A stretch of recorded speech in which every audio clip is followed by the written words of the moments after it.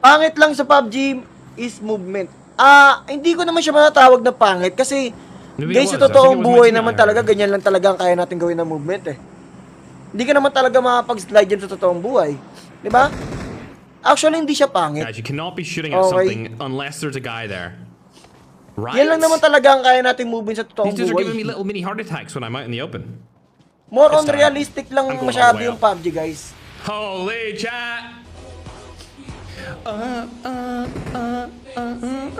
Kasi naman talaga ang Ross. There's a guy down here. Okay, guys.